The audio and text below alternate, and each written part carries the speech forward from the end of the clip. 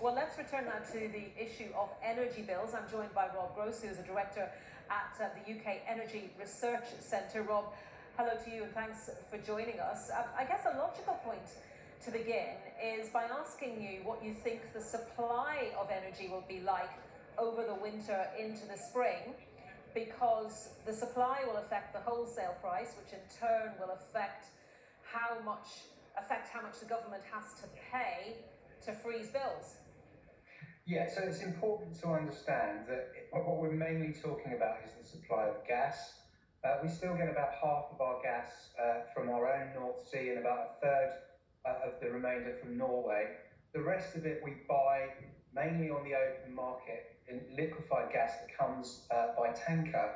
But the price of all of that gas is affected, if you like, by the most expensive unit of gas. So people are concerned about Russia effectively cutting off supplies to Western Europe, and that might happen, but irrespective of whether that happens, we can expect to be paying extremely high prices through the course of the coming winter.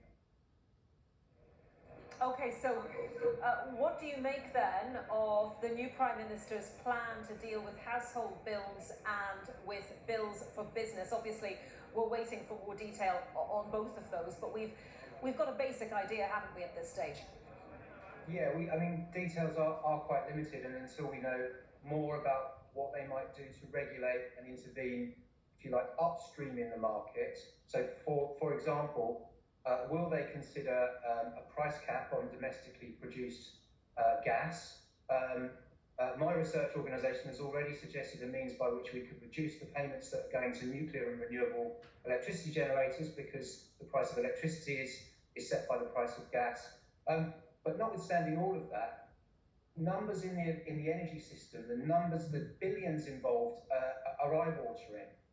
And if you're going to be protecting customers, and I think it's inevitable that an announcement like this came, whoever had won the PM race, I think they would have announced something quite similar. It's just absolutely unprecedented to see the kind of scale and speed of price increase that we've been experiencing recently. But there's absolutely no question that the kind of fiscal burden that this will place on the country is very, very large. I think it's right that the Prime Minister is acting, but exactly how she's going to make that work, particularly when she professes to be a free marketeer, it's hard to square that with the kind of intervention that I think this is going to need. Yeah, looking at that fiscal burden, given that we're hearing the new Prime Minister wants to freeze bills, she also wants to cut taxes, she wants to grow the economy, she says. Do you think it's inevitable, if the price of energy keeps going up, that she is going to have to return to the idea of windfall taxes? I mean, windfall taxes quite possibly have a role to play. There's no question that some of the energy producers have been benefiting hugely from the very high prices. But I think it's just important to be clear that will go nowhere near. That might raise, tens of billions, perhaps at the absolute most. This could cost £100 billion.